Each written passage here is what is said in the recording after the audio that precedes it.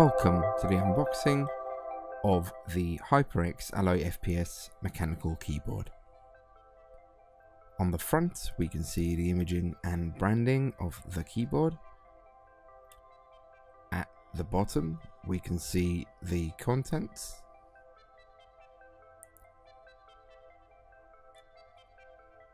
At the back we can see some more highlights with images pertaining to those highlights, as well as the HyperX logo.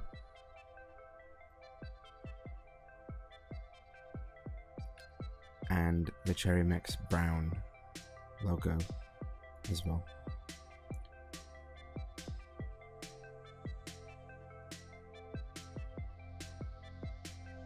Opening the box inside,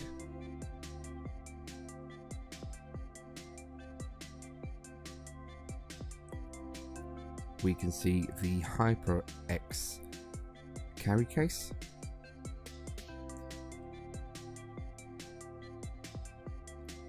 Right under it we can see the keyboard itself, but let's move that out of the way for now.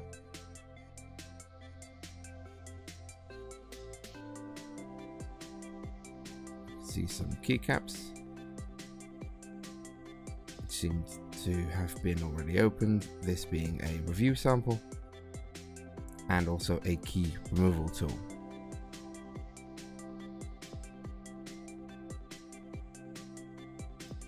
We have a quick start guide,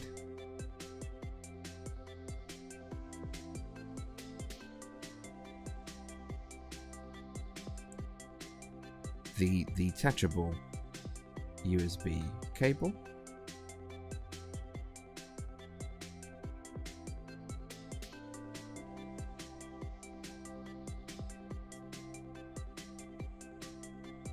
as well as a HyperX congratulations for joining card. Nothing else in this box, which leaves us with the keyboard itself.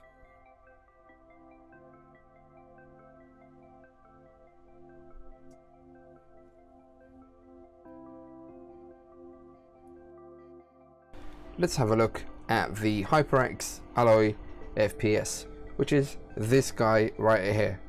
This keyboard was sent to me for testing and review by gamers.com.mt. So let us talk about the features overall first. We've seen them on the box, but let's talk about them again. We have HyperX brown switches, which are my favorite switches, so I'm not going to be a bit biased about it, but the keys are, my preference. You may not like cherry browns, you may like reds, you may like blues. My favorites are the browns. It lights up in red, that's the only color it has, so if you want something other than red, you can't have this one. It does have lighting modes and different brightnesses you can choose. We also have a key. We also have the gaming mode on the F12 key. If you press the function in the F12 key, it will go into gaming mode. Gaming mode pretty much gives you 100% anti-ghosting and N key rollover, so you can have any combination of keys you want without having any issues whatsoever. This keyboard does not have any macro capability. It does have some media keys which you can access through the function key, but that's about it. It is made to be portable.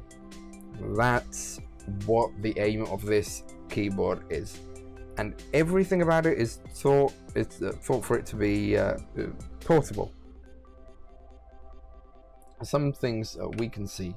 First of all, we can remove the cable, and this is our keyboard right here. So as you can see, it's quite small. It's quite plain, but it is quite solid. This is because it is built on a solid steel frame. You can see very minor flexing on it. It is very strong. This is the noise the keys make on the steel frame. I'll keep it close to my microphone so you can listen to it. It is not loud. It's quite nice. I'll keep it a bit further away. This is what typically you'd be at when using it. The construction is really good. There is almost no border at all. There is no wrist rest with this, and it's pretty much keys. That's all it is. You've got two feet here, which have one position and have rubber on them as well. Sometimes you don't find rubber on the feet, just on the keyboard. This one has the rubber. Quite solid as well. And you can see the micro USB port where the USB sticks. So if you lose the cable, you can stick any old micro USB. Should be fine as long as it can fit the cutout.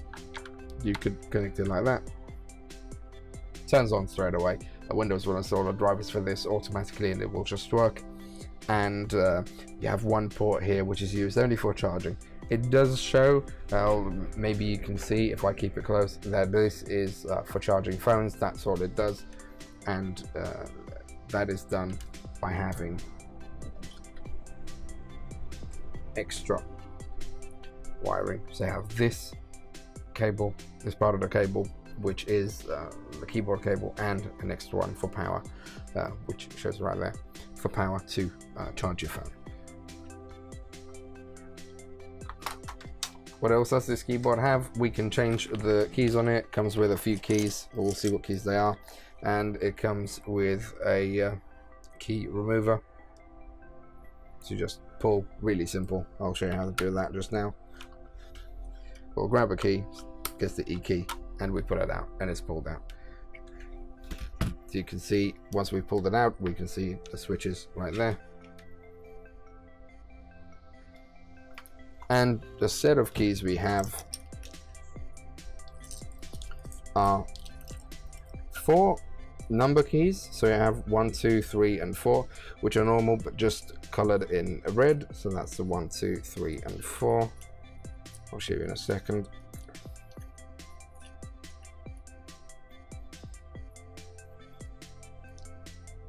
I don't know if you can see it properly, but that's 1, 2, 3, and 4.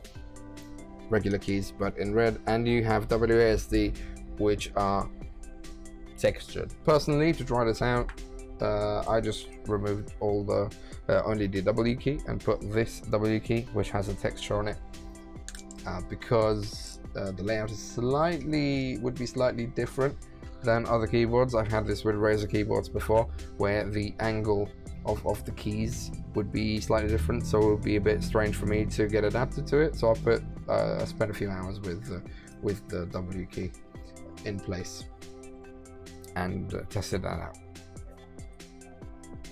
If you want to put the key back, very simple. Just grab the key. Obviously, you need to keep it in the correct orientation. Just press it in, and there it is. It's in. Now, what else do you get? We've seen the pouch before. Here it is. It's the HyperX carry case. It is padded, but it is breathable. The keyboard will fit right in. So if I grab the keyboard, it is not tight, so you can just, slide it in, no problems, hassle-free. Just tighten it up, and you're ready to carry it. You also have the pouch at the back. You open this, which is quite tight, if you had to put it that way. It is quite strong Velcro, but you get to put your cables there. It is less tight when you don't have the keyboard in, but you can put your cable there and your keycaps if you want to carry the keycaps with you, maybe something else, and you're ready to carry it without a worry that it's going to get hit. And because it's solid steel, I wouldn't even be worried that it's going to bang on something and break. It is quite strong. I was quite impressed with the build quality myself. I've been using this keyboard for just over a week now. My keyboard of choice currently is a Corsair K95 with brown switches. She's just right here. So I have the switches which are comparable. But to be honest, if it weren't for the colors I get, because I'm quite strict to my color schemes, and I like to keep the color scheme. If it weren't for that, and for the fact I use macro keys, I'd gladly use this day to day. I don't have any issues with this keyboard whatsoever. At the end, what does this keyboard cost? You can find it around Europe for anywhere around 100 and 120 euros for the price. And what keyboards I've seen around the price, I think this is one of the best options. It is an amazing option if you're traveling, or if you want an extra keyboard you can tuck away somewhere, or if you do a lot of traveling, if you go to LAN parties. This is the keyboard to buy. It is durable, it is meant to be carried around. I can't really complain about it. That's how good it is. I can't complain. And I usually find a lot to complain about. I can't complain about this. It's just the colors I would change, and maybe a few macro keys, but it's a good keyboard. If you're looking for something like this, I would recommend it. As always, if you've liked my review, don't forget to press that like button. Do feel free to subscribe. And if there are any comments you'd like to pass me, use the section down below. Let me know what you think. Take care.